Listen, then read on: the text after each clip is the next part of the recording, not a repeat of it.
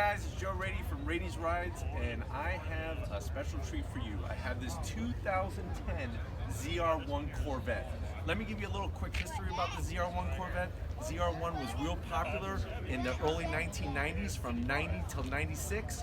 Some time went by, no ZR1 to be option off, and then they brought it back in 2009. This is, like I said, a 2010 ZR1.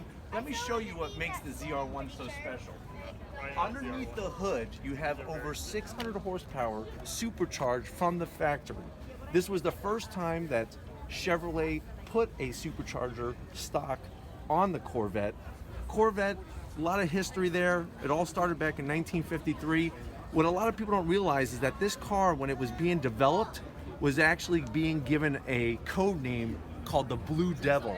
And that's why this Corvette has the blue coloring on the engine, is because of that code name, Blue Devil. Because they didn't want Porsche to know what they were doing, they didn't want Ferrari to know, but this was back in 2010, Corvette, the Chevrolet Corvette, to beat the Ferraris. Let me show you something real neat about underneath the hood.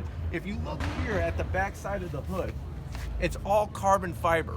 Another thing that Chevrolet focused on was this clear plexiglass window. They wanted to show the specialness of this LS9 that was underneath the engine compartment. What's interesting is, believe it or not, the paint that had to be used for this plexiglass window, very pricey. Another thing is back in 2009, 2010, first time you're seeing a carbon fiber roof.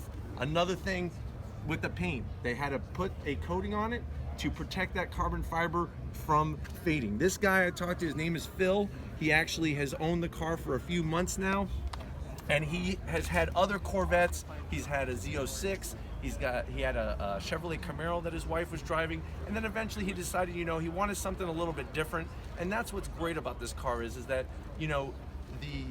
this generation body style, a lot of people are still big fans. A lot of people love the Z06, but you will run into cars like this where you're gonna get that extra performance. And back in 2009, 2010, this thing was one of the fastest Corvettes around the Nürburgring and a lot of other tracks around the world. Let me just point to you real quick.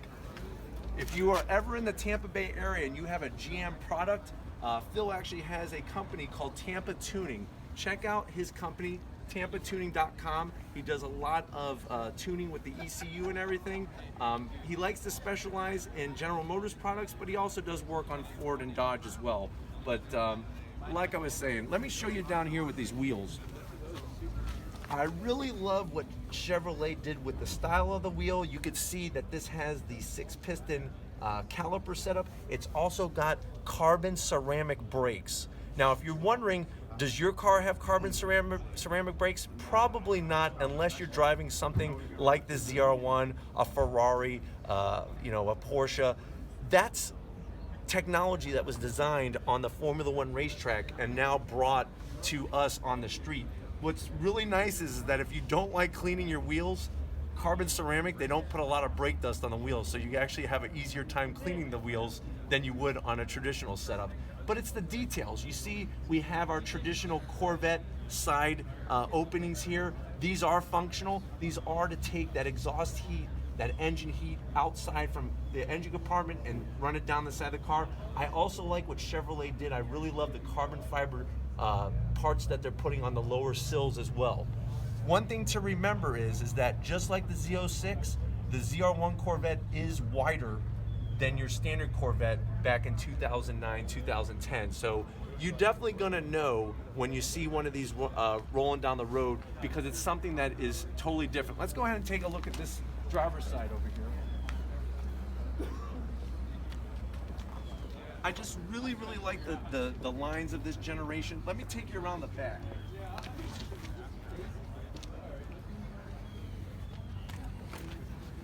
So as you can see here, we still have those traditional round taillights. If you remember in one of my other videos, I did a 2018 Corvette Grand Sport. If you haven't watched that one, click on that one in the playlist of car reviews. But one thing that a lot of people did not like about the newer Corvettes is they went away from the traditional round taillights. And as you can see, we have those traditional round taillights, and that was something that's been on a Corvette since 1953. The newer ones, though, they still have that same roundness. They're just a little bit more squarish. But I've always been a big lover of Corvettes. I had the pleasure of owning one, and this is definitely one that I would love to see in my garage. And like I said before, if you have a ride that you would like to see on Raiti's Rides, leave a comment in the comment section. You can visit my website, raitisrides.com, and just like always, I'll see you guys on the next ride.